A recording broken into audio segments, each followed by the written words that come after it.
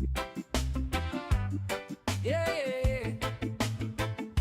That Crew Podcast Network presents and speaks with Queen Mother Dr. Chen. Live every first and third Thursday at 8 p.m. EST. Culture, healing, heritage, spirituality, Caribbean roots, and African diaspora rising. From St. Croix shores to the world so wide, Queen Mother Dr. Chen brings truth with pride. Culture in the rhythm, wisdom in the sound, healing for the people, roots in sacred ground. She keeps the story, she keeps it alive. African diaspora, we rise and thrive. Caribbean voices, bold and free, honoring ancestors, shaping destiny. As we speak, so let the people know, culture and healing in a reggae flow. As this speaks, heritage strong, spiritual wisdom all night long. It's strong. Every first and third Thursday, tune in live. 8 p.m. EST, come feel the vibe. As this speaks, we rise, we seek. Queen Mother Dr. Chen, I speak. This kick standing, preserving the flame, teaching our people to honor the name. Perrank moving with chats for life, culture healing, art, spirit and life. Thick Maraji community wisdom too, building up the people in all we do. From island roots to global lands, we remember, rise and stand. Pan-African vision, reparations call, justice and healing for one and all. Audible, these are I Heart Radio too. Amazon Music bringing vibes to you. As this speaks, let the people know, culture and healing in a reggae flow. As this speaks.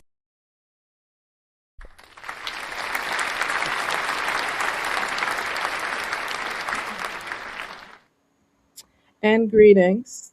Hotep, welcome yet again. We're going to have a wonderful broadcast tonight because we have a guest that's going to give us some powerful energy, wonderful thought engagement that is actionable, right? Things that we can do right now. So, welcome yet again to another live broadcast of Speaks Building a New Legacy. This is your host, Queen Mother, Dr. Chinsira.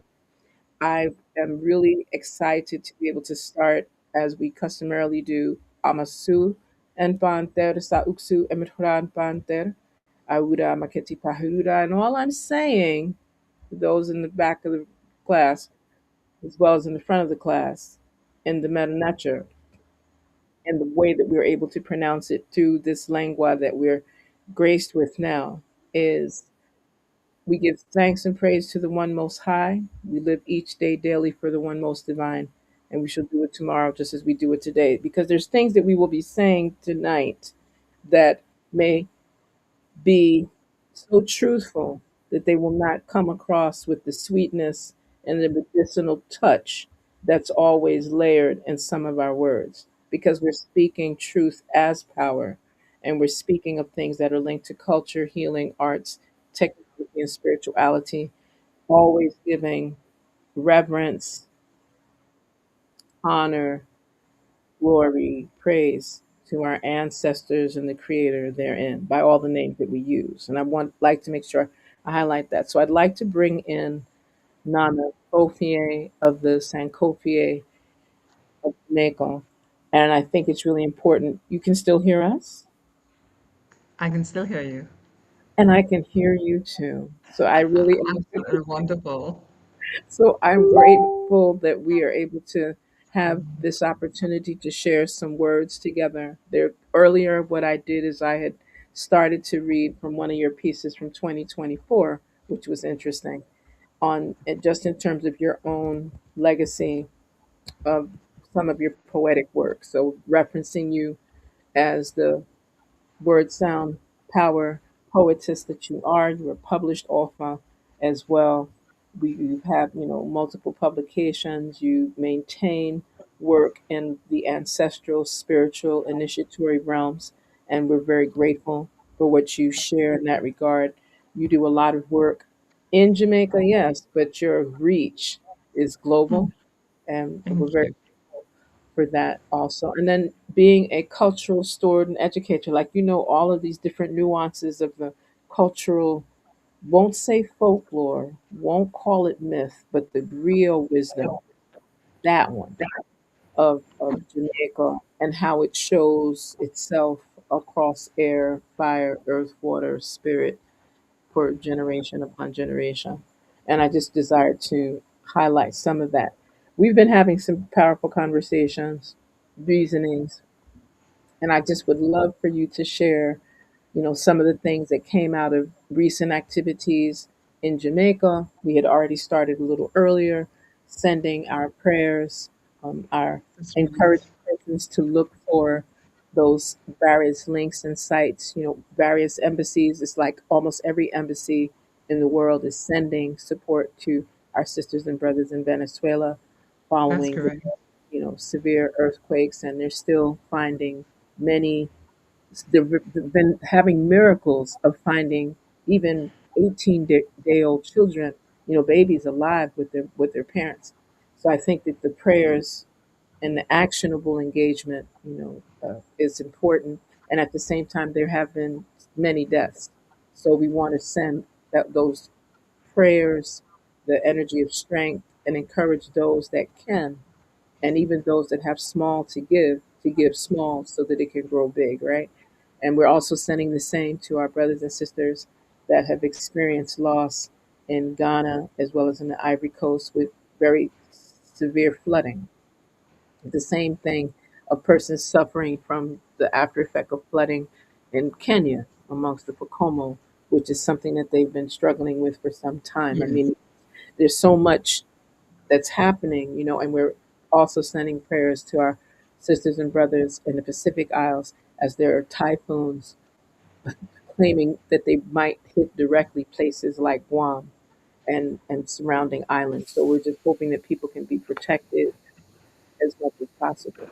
So with that being part of our grounding and sharing whatever other prayers and actions to brothers and sisters that are going through hardship, have experienced sudden loss, people that are not well, we're just sending all of that humbling energy and strength so that they too can take a breath and heal. So with that, and I know you've been busy, you've been watching, you've been doing a lot. So I'd love for you to share some of that, Nana Sophia. With your permission, may I open with an invocation? Please. Yes. I greet the God of the ages, the God of the now, the God of tomorrow, the God of all time, the God of the heavens, the God of the earth, the God of the fire, the water, the air, the God of the trees, the God of the shrubs, the God of the sun, the God of the moon, the God of the nighttime, the God of the day. I greet the God of the whisper. I greet the God of the shout. I greet the God of the medicine, the God of the dead, the God of the sickness, the God of the health, the God of within, the God of without, the God of divinity, and whatever else there may be. I greet God. I'll share the well and hurt. For those in the front or the back of the room, amen. Some of us say amen, Ra. Some of us, Yes, of course. right? So we're just making sure that we know we're very inclusive, and thank you for sharing that Yes, information, because it's really, yes, really important. Like there were so many things that we have, usually when we reason, the idea with this particular broadcast has always been to offer just updates on things that are taking place in the region, things that are impacting our humanity, things that can help us to grow, things that can help us to heal, because there's so many brothers and sisters that get stuck. And when I say stuck, they get engaged in overlooking that everything that's around us, some of these things are distractions. So when we're speaking here on I Speaks, Building a New Legacy, we're also speaking of things that are interdisciplinary. Speaking that's of things correct. that are transcultural, that are intergenerational. Uh, so many times we'll say conversation. So when you hear us say conversation, we're just saying vibrant, life centered. discussion, conversation, and we like to talk about things that are happening in our home front. And right now we can speak, from where our illustrious guest Nana Fofier is sitting in Jamaica, right? Which Jamaica has its own extensive history of dealing with culture, healing, arts, technology, That's spirituality, correct.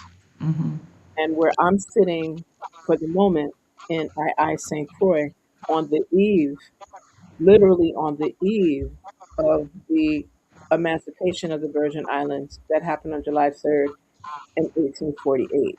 So there's like a whole kind of vibrational shift when we're speaking of these things. So in our podcast, we like to also talk about things that are happening where we reside in the Caribbean, in the how it's impacting Central America, South America, North America, all of that, right? And of course the world. So some of the things we're going to speak about is about bridging culture. I love how your invocation shared bridging the culture, sparking action, offering a fresh perspective on how we look at ourselves through the lens of the Creator by all the names that venerate the Creator and the Almighty. So thank you tenfold for sharing that particular portion. But I also would like for you to share. See, once they knew you were on air, then they want to be with you, right? But they were just I'm muted, sorry, I was a little distracted. The phone was off. I'm not sure why it's ringing. right? Because that's what goes on around It people. just bit off. Yes. Right. I had my ringer off and it started ringing. I think that there are a couple of things that I would like. It's the energies. I'm beginning to accept that, that you're talking about a number of different things. And in our space, as a Jamaican people, we have been dealing with some very serious issues over the last, well, everything seems to be escalating. So over the last year, over the last few months, over the last 2, 3 years, we have seen things moving, moving, moving, moving.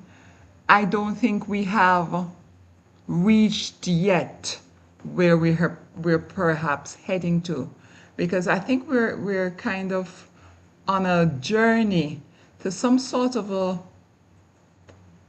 a going and coming until you get to something like an implosion or explosion, but something is going to give. I think we all see that, we all know that, we all feel that something is going to give, because there's not an option. If we talk about the universal laws and we look at the universal laws of cause and effect, there's more than enough cause happening now, going on now. Even nature participating, the hurricanes, the floods, even nature participating from that space, even us and the actions that we are perpetrating. We must have impact. We must have an effect from all that we're doing. And there's so much we're doing that's not helpful right now, as we ourselves are on a within on a journey, but within a process of further development.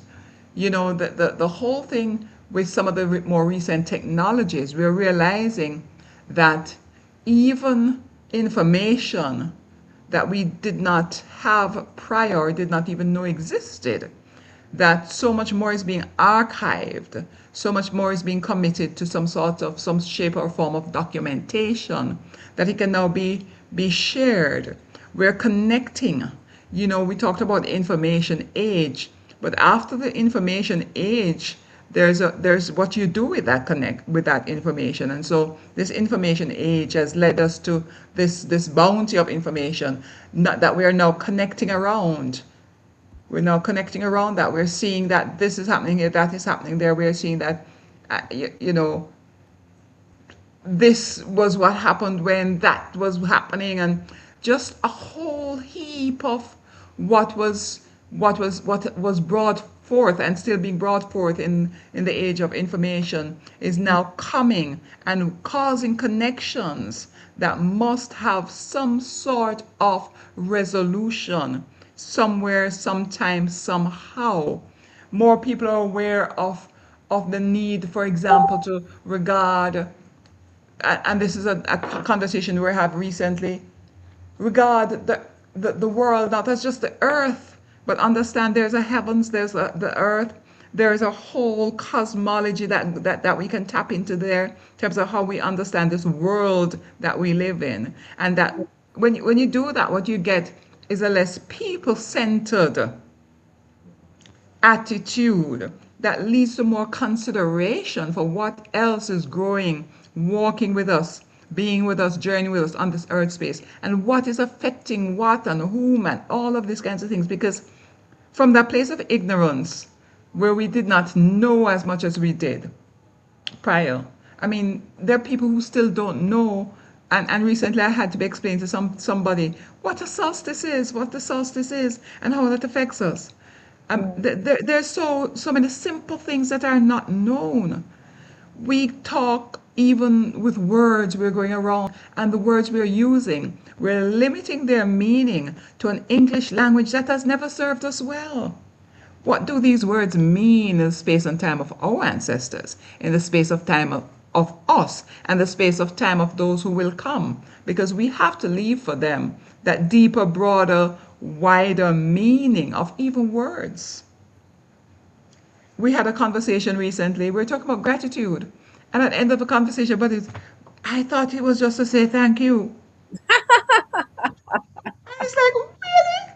Right. How does that work? I mean, gratitude is so.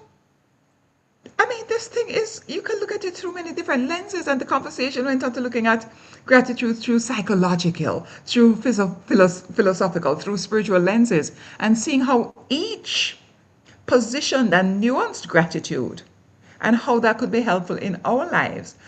When we see that, for example, from a psychological place, you're talking about stress reduction, you're talking about longer life through something called gratitude. Who had thought of that before? So we're coming into the space where so much more is, we're being invited to put so much deeper meaning and real meaning, not what somebody else has told us. When I say somebody from outside of our culture has told us, but from the people within our culture, from what has been left for us, hidden from us even for a very long time. We've had some situations in Jamaica that has questioned our very humanity, questioned our very humanity. Who are we as human beings? How do we behave? We have women being attacked. We had a situation recently where there was a public outcry because a woman was literally murdered by the police. And I can't even find softer language to put that, because that was just what it was. Right. And Because that was then, all over the media. Right. yes, and then, her body was not treated well even after that. Mhm. What do you say of a people who start kind of moving in that kind of direction? Where are we going? What's our destination? Because this is not about harmony. This is not about well-being. This is not about community at any level at all. All of this is anti what we thought we were striving for, what we thought, out of many one people. That's anti all of that. So how do we go around saying, oh, we're Jamaicans and out of many one people, and then you start shooting women? You start murdering women? I mean, it kind of is mind-boggling. There's so much happening now that, we're just in amazement. We don't know what to do. Our country recently sent back, I think, 28 Haitians who came in at the port, in Portland. But yet we have a contract to bring people who the United States want outside of their boundaries. These are not, we don't know that these are our neighbors or our fellow strugglers. But Haitians are. How do we turn them away and then accept other people? So there's so much happening now, and in a way I'm happy because we have to hold ourselves accountable. So, Right. for example, last Tuesday morning in Crossroads there was a gathering of regular Jamaican people saying we are standing up because this is not right, and protesting some of these things that I just talked about. There was a recent discovery that some of the funds that came in for the hurricane, the Melissa funds, were misdirected. How do you do that? Mhm. What So I does it mean to be human? right, What is the duty of care we have to each other, regardless of what position you're in? You know, when you become a prime minister or a MP, it simply means your duty of care is more. It's a bigger duty of care that you have. right, But more even at the limit of just being one human being to the other, what's our duty of care? I think that you've raised several things that I would like to go through as I'm writing them down. The the lack of humanity that you described in Jamaica.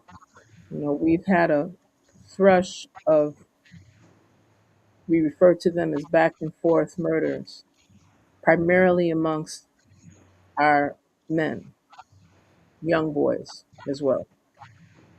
And it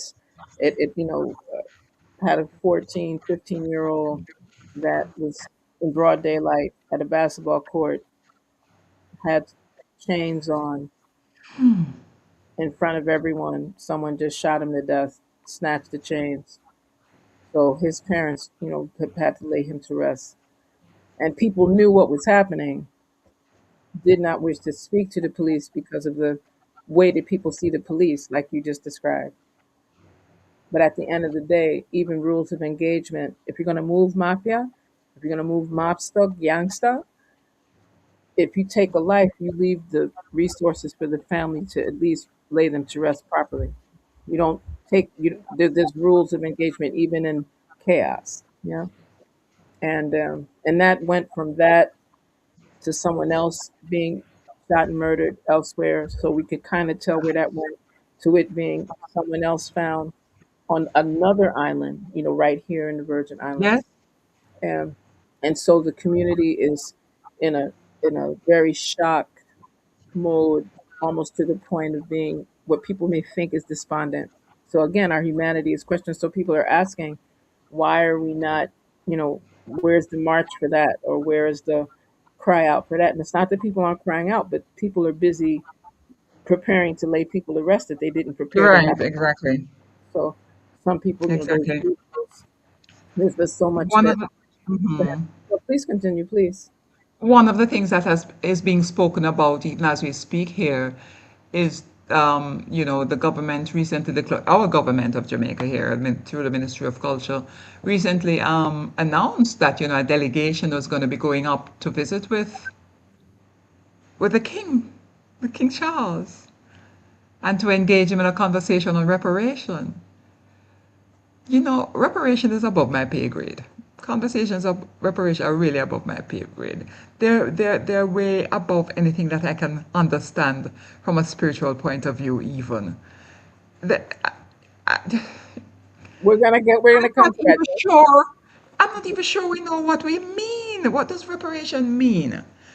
I have, for a short while, it's quite a substantial part of my life, but in the grand scheme of things, of a world and a world order, for a very short time, being engaged with trying to understand ancestry and heritage, trying to understand who I am as a child of a certain set of ancestors, as a child of a general set of ancestors. We talk about African ancestors, you can probably talk about particular peoples within the African space and connect yourself with whomever resonates with your spirit, whomever your spiritual DNA attaches you with.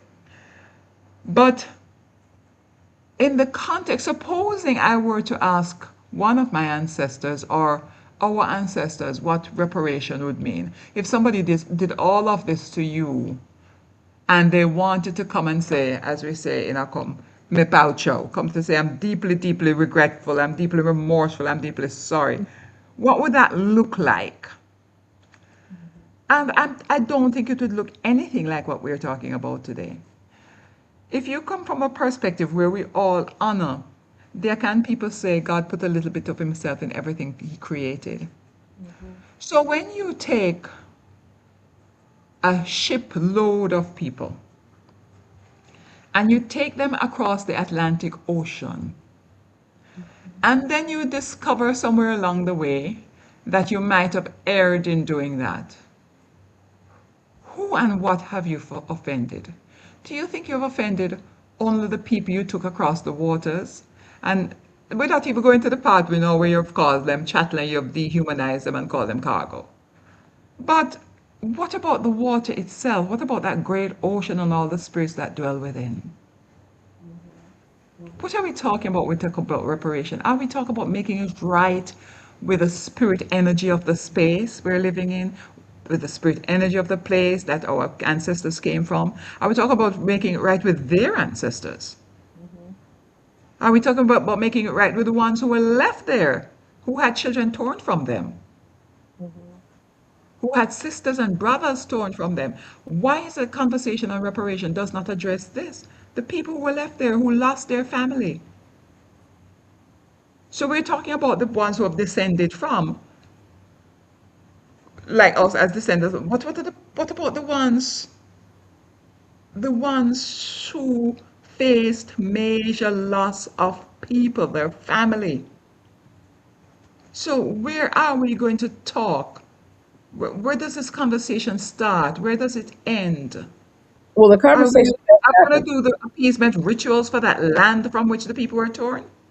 There are some components of that that do happen. They tend not to be as public as they should be. See what people hear when they hear reparations, and it's funny that you went because I was closing out that part on the lack of humanity and the criminality and the homicide and all of that because this is happening and people are being disappeared and Right. we're starting to see that there's a frequency where there's people are leaving newborns and taking them and harming them. They're leaving, they're jumping out of buildings, they're throwing other people out of Hmm. buildings, they're driving. So there's a frequency and energy that is definitely not pro-life, as it is not pro-human, it is not pro respect for the ancestors. It is the opposite of Ma'at. When we say Ma'at is truth, justice, order, reciprocity, balance, That's divine right. and harmony, Isfet is the Then opposite. you come to Isfet, you come to like Yeah, utter chaos. like That complete we, I mean, how do we even manage that if we should get there? And I suspect we are there.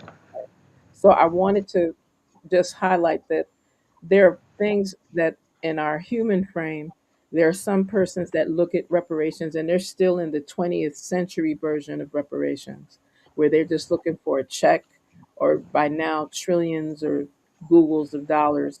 And not to say that there isn't going to be a remuneration or a monetary Exactly. compensation part, because that's part of the system that we're still dealing with. But it could have been back in the day cowrie shells, or it could have been gold bullions or something. It could be a Right. different currency, but there's going to be a currency exchange. But I wanted to just highlight that the part of departure for even having some of these reparatory justice and repatriation and reparation conversations, and I would highlight and I encourage persons, if you'd like to know more about the current activities that are happening in the Caribbean and Africa in particular, as well as in the Americas, the 48 contiguous US, which spreads out on the globe, because our people, and when I'm saying our people, I'm speaking of African ancestral indigenous people. So I'm going to say that for the people in the front of the room. African ancestral indigenous Ancestral people, indigenous people. because I'm not going to just say Right. black, because black would make it ignore the the indigenous, native Amerindian, and we can go deeper than that. Whether we say Taino, Right. Eddie, Siboney, we can go Yes. on to that. And yeah, there's a Garifuna, there's a Right. lot. So I'm just saying that many people have experienced the onslaught of enslavement.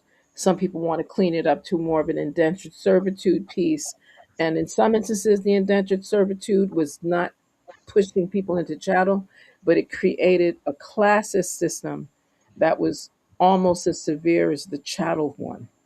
So again, they feel their pain, their pressure. Although when we look in the 21st century version of reparatory justice and reparations, it's very strategic.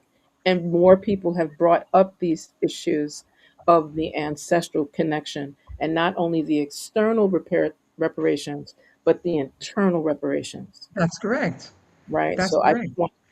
I wanted to highlight that, and for persons that may recall that back in the around 2011, 2012, there was an initiation of the development of reparation commission, specifically in Caribbean spaces. A lot of this coming out from the World Conference Against Racism that was hosted in Durban back in 2001. And then what came out of that, different, the Bridgetown uh, documents, and there was a number of things that happened in the Caribbean that pushed that envelope forward, moving into 21st century Right. on looking at reparations and reparatory justice very differently. Not that it is complete.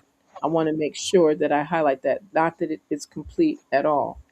I just know that there's been a lot of work done in this last decade plus, and that there are brothers and sisters in other parts of the world that have equitably been doing this. And I want to highlight, everything is not just English. So you have brothers and sisters in the French speaking, Dutch speaking, Spanish speaking, and Arabic speaking, and tree speaking. You have people speaking multiple languages, doing different layers of how do we heal the damage. Reparations is supposed to ultimately be how do we heal and repair the damages done from these inhumane, unjust, Isfetian institutions that attempted to dismantle, annihilate, terrorize, and commit forms of Right. genocide in body, mind, soul, spirit, and consciousness for people, right? The This CARICOM Reparations Commission and now the manifesto, there was a 10-point plan over a decade ago, and That's correct. it's been updated, and literally the updated version was presented at the Next Steps conference in Ghana the latter part of June, with leadership from CARICOM, leadership from the African Union. One second.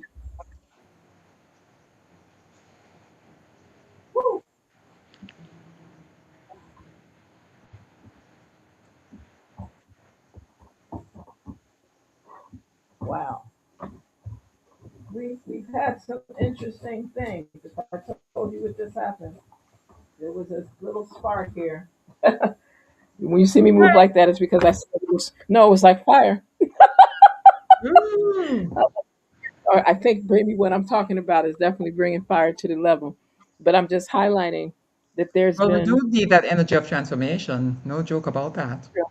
sure, and I think that that's And it's what it funny is. because fire is also associated with chaos because it's red. The idea of red with fire also brings the thought of chaos. So it's interesting how that happened just now, Just now. in this conversation.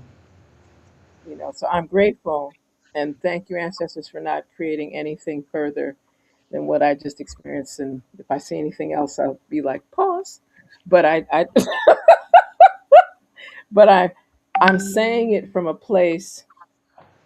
Yeah, I'm saying it from a place of nurturing, cultivated love. That if we do not rephrase, it's important for us to be in a place where we can have some of these discussions and reasonings, where That's we can correct. put some of, not to say that we won't get emotional, not that people won't get elevated or speak loudly or too soft or be, hand, because we're just, we talk like this. We talk with our whole body. But it's just that the manner in which we reach a solution, it is so important that we all, like you said, understand the process. For some people, reparations is I'm going to get a check. For some people's reparations is I'm going to get free land and I can just sit on it. For some people, reparations is I don't understand it and it's never going to happen. So why are we doing this? For some, and I'm just saying, there's like so That's many, just correct. like you know, Yes. there's so many different ways that people see it. But what I can say is that there has been a significant amount of work, a number of researchers, I mean, from the academic space, from the corporate space, from the and from the political, socioeconomic space, and definitely from a cultural, psychosocial, spiritual space, because people understand before it was very like technical left brain. This is what happened. This is the equation for how we're going to calculate how everybody that claims that they are of African ancestry and that they are tied to people that came across during the transatlantic enslavement trade, which we are more Right. correctly calling human trafficking, because it wasn't just an economy. I mean, it had economic benefits, but it was trafficking, like, That's correct. the word that we understand, and it was inhumane, and it had used color to the point that people still, even when they say we're not racist, they're still using race and our color, our melanin, as a tool to dismantle our society, our civilization, breed impoverishment, breed criminality, all these things that we just finished talking about. That's why a melanated police officer can see a melanated woman in a vehicle, and instead of using his reasoning skills, can go from A to murdering her and then dragging her body out Mm. and in the back of it where everybody could see, like it don't mean anything. Oh, no, exactly. So I think that that's him. And then fast forward, we have persons that defend themselves. We have the young boy Anthony, who defended himself, felt threatened. Granted, the manner in which and I always say that maybe he could have stabbed the dude, could have kind of prevented him from attacking him. But I wasn't there. We don't know the fullness of what transpired. He felt he was doing self defense. Now he's serving what, life, 35 years, and he's what, Hmm. early 20. But then we have other people that are Eurasian, and they murder people, and they're still out in the street, or convicted felons with 30 something counts that can run countries that are the most powerful in the world. Yes. I'm just saying that that inequity is the reason why when we speak of reparations and reparatory justice, we're always speaking of it, at least now. And I'm saying this from a lens of sitting, researching, observing Right. Hmm. all of the different entities that the 10-point plan wasn't as adequate as it should have been to a lot of people. Hence, a lot of people didn't really study it. But now there's a lot of movement, a lot of And more people, interest. there's more interest because people are seeing, because it's attached to the building blocks of any society and civilization. It's attached to the things that you just said, attached to the things you just said in terms of spiritual. How are we looking at what trauma happened to those royals and village those villages in the continent, that one morning they were living civilization and oneness, and the next morning Next morning, it was everybody was gone. a world that they didn't know how to cope with, Right, the whole new paradigm. right. So some of that is part of some of the social science slash research, anthropological, psychological research that a lot of persons have been exploring, and they were writing about this from like the late 1800s. It's just that many times it was in languages that those of us on this side, there was no connection. So it's when we start to go back and look at some of these archival records and narratives that we're starting to see people were writing about this in Hmm. the 1700s, in the 1600s, in the 1800s, but we tend not to look at those particular pieces because we tend to just look at what them say, what the Yes, colonizers exactly. said. We don't look at Yes. what did the common person, what was in those songs that persons were sharing, what was in those griot teachings in regard to how would a father or mother feel when their children or their siblings are stripped from them, That's and they have correct. to stay. Granted, some people were like, well, people like to twist it to you sold us, not recognizing nobody You were bought. willingly doing that kind. I mean, we have villages, we have ethnic groups that were virtually wiped out because they wouldn't sell and they wouldn't give up their community. So anyway, I didn't want to start And that. I must say, I must say the comment I made is not something, was a response to what you're saying, but I don't truly hold that view that we were bought. What amount of money could you pay to buy a human being? I mean, even the concept of buying a human being is flawed at its very core. So I said we were bought just in response to you saying you were sold. Correct, I do not hold that any of us were bought, correct. that any of us were sold. What would be the medium of exchange here? How much? I mean, what would be the value? It's just a non-conversation. It's not something I can even articulate. You can't buy a human being. Right, I right, mean, really? right. So you think you're buying because you give some money to somebody, and no, you probably give some sort of token, but you can't buy people. You can't sell. I mean, really? Right. And I think that's the part that some of those types of conversations have happened, but what has risen to the paper, and when I say the paper, like there's an entire manifesto now that is the CARICOM, the Caribbean community, has the Mhm. CARICOM 10-point plan for reparatory justice, a manifesto. I want persons to hear this last part in this subtitle, a manifesto for the coming enlightenment. And the whole idea is that enlightenment, because again, this is never a manifesto is not a fixed document because there's going to be things that we might have missed. Collectively speaking, there's people that were not in the space that did not get to give their input. So some persons, because they don't engage, and that's understandable. But what we're encouraging is for people to do the part in the legacy that repairs the damages done to our humanity, so that we can, at least in this lifetime, do as much as we can while we can, where we can, when we can. But this is going to be very familiar for you, but I want to just share the quote that's linked right after the title page. Every time I hear the crack of the whip, my blood runs cold. I remember on the slave ship how they brutalized the very souls. Today they say that we are free, only to be chained in poverty. Slave driver, the table is turned.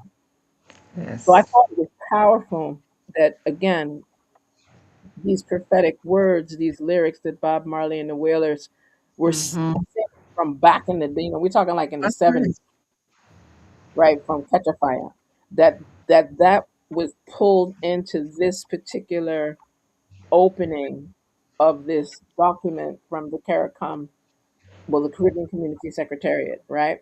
And I think that it's important. I just want to highlight at least how the 10-point plan, people that know what the old 10-point plan looked like, we can come to that conversation, but I want to highlight the things that were included in this. In this new manifesto. Yeah. There's because there's maturity in this movement that they open with, then they go to the CARICOM 10-point plan. And I'm gonna just read them from the document. Of one, a full and formal apology. Two, an Indigenous Peoples Development Program. Three, repatriation and resettlement. Four, restitution of cultural heritage and cultural reconnection. Five, remedying the public health crisis. Six, capacity building and development through education and training. Seven, compensation for gender based violence and assault on family. Eight, psychological rehabilitation. Nine, the right to sovereignty and development, technology, innovation, and entrepreneurship. 10, debt cancellation, monetary compensation, and decolonization. And again, this this is just those 10, but in the body of those 10, when people look at the manifesto where there's more detail, more descriptive language and actionable deliverables, items that people can do, that's where you're going to get all of the more finite pieces of the building blocks to restore our civilization and address many of the things that you mentioned. The appendix in this manifesto focuses on a decade of progress, CARICOM, the African Union, and the global reparations movement. And then in the epilogue, it focuses on the coming enlightenment of reparations and humanity's future. So Yeah. again, not that it is the most comprehensive in the planet, because there's going to be areas, we're still operating through a lens of being human. So there's going to be growth and there's Yes. going to be development. And I found that there were two words that I felt were really important that didn't make it to this 10-point plan list, but which you've mentioned already. But in the conversation, in the reasonings that people are having, it's forcing the hand so that people can't just come up with that usual, some people sold people for other people to sell people to make money. Just like what you said, you can't buy a human. Even though they were doing that, that was like a whole illegitimate, unlawful, inhumane engagement. So Carmen, Insanity. That's what it was. It was a kind of insanity. 'Cause if you think you can buy a human being, really, there has to be a kind of insanity. But there's another word that you mentioned that has been a little bit of a um, conversation for me, and I've shared it with a few people because the mhm, word decolonization came to me very strongly. And I think I was probably sitting at the ancestral altar some years ago, probably 2 years, a year and a half. And it's like, what does that mean? And I've been struggling with that for some time. And when you think about colonization and the all that brought into our space, it's a big stretch for me to go to this idea of decolonization. I mean, really, we have gotten so enamored with some of the comforts of colonization. We have gotten so indoctrinated in some of the precepts, concepts, and all that it introduced in our space that I cannot see what decolonization would mean or would look like. I mean, are we going to go back to not using knife and fork and using our hands to eat? Actually, one of the most healthy ways to eat. They've done research on that to show that eating your hands brings you well-being much faster than eating with implements you know, like these steel metal forks kind of idea. Some work has been done on that. Are we going to, you know, I'll share this. My group, Sankofe, does an annual retreat. And this year, the annual retreat was going to be around reclaiming Africa. So reclaiming Africa, and then there was like a tagline, a blurb that went with that. And it didn't happen.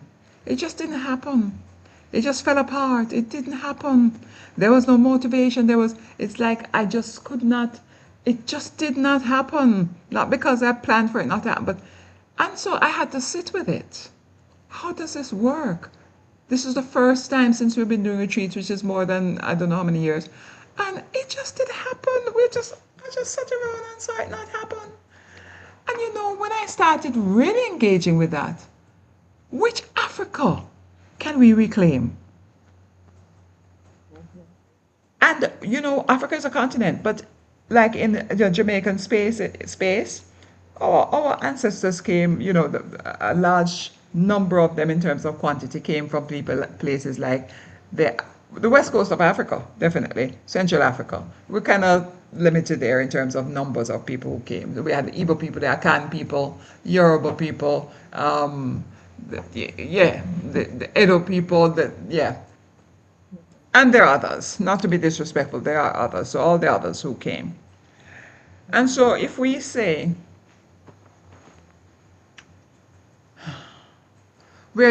going to decolonize, well, let me go beyond that. If we say we're going to reclaim Africa, what are we talking about? A lot of those countries now, many of these countries now, are Christian countries. We don't need to go reclaim that. It wasn't even ours first. So what are we going to reclaim? The small, small, tiny part of these countries that still engage with their traditional systems, which is under fire. In was it Nigeria? I was reading something. I think it was in Nigeria. Or was somebody took a priest, the traditional priest somewhere, and says, "Well, do this." You know, some sort of what priests do kind of thing. And under that kind of pressure, he said, "Well, do this." You say yours, so do this. Do you carry minister of religion to the river and tell him to part the river? I mean, really? Because Jesus part the river. Do you do that? So why are you doing that to the traditional priest? So Well, is that's that a what we're lot, reclaiming? and And that okay, Africa now where the traditional systems are being villainized.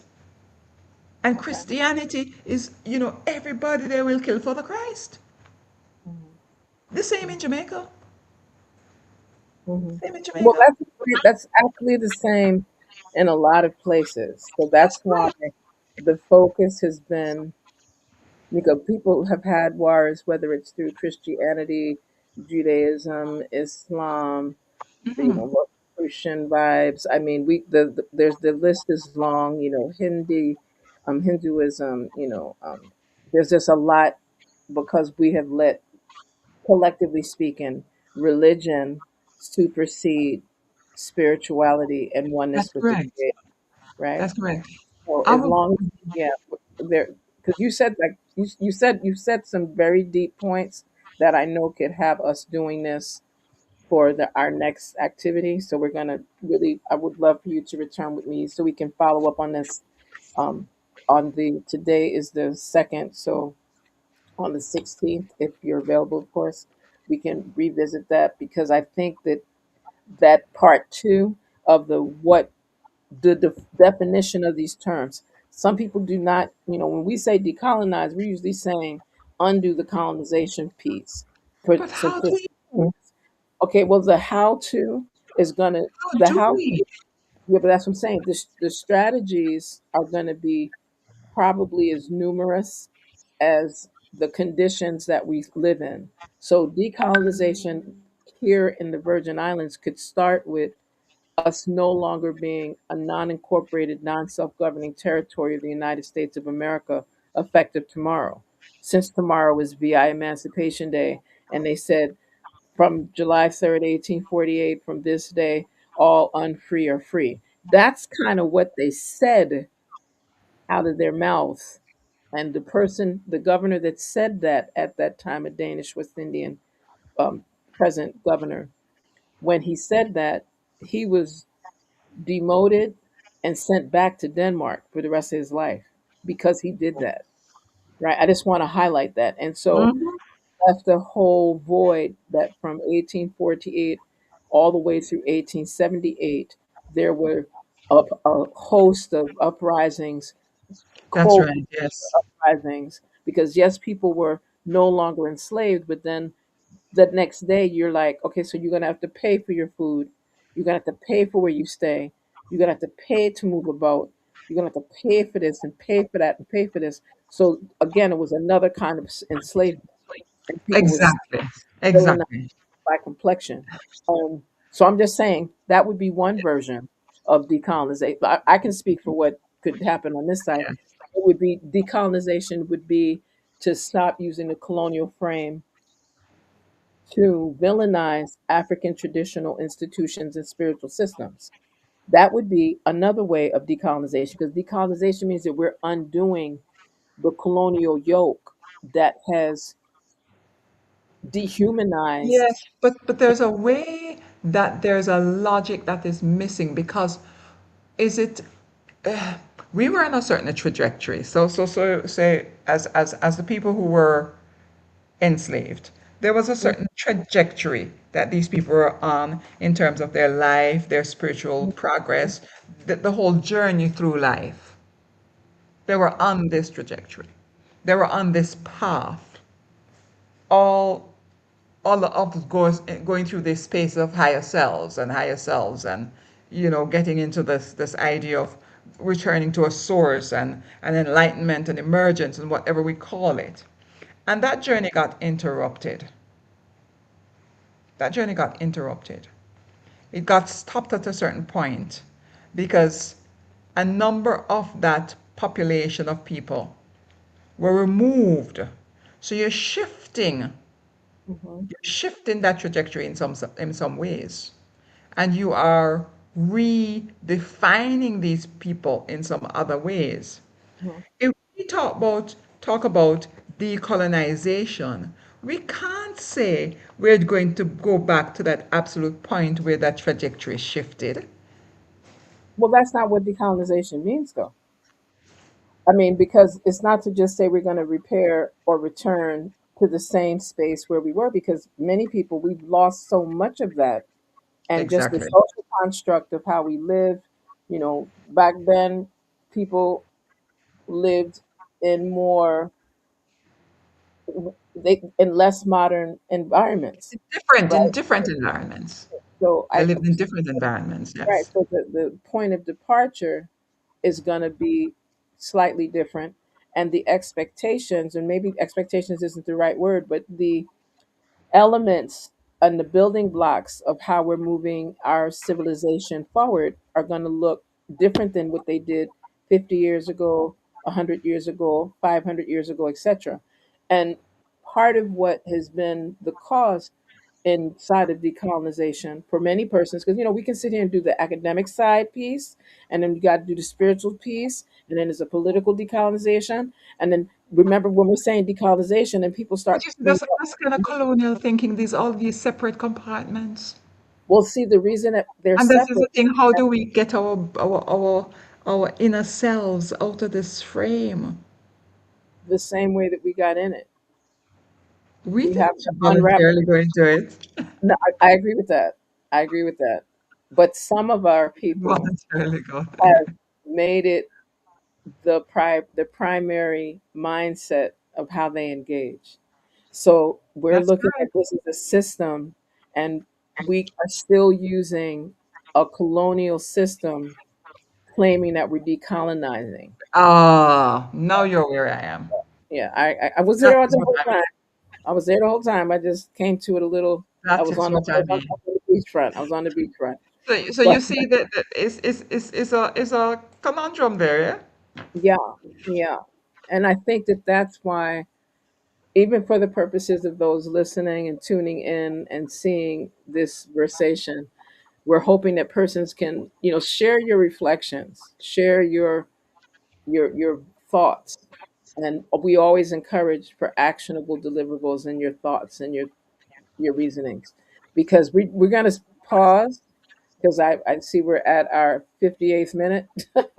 And I am grateful that you were able to, even with everything that was shifting what we've done tonight, that you were able to be such an informative, blessed, gracious, I can't say guest, I'll just say that we're having a conversation. You're more like a co-host, because you bring that kind of energy to what you do, Nana. You.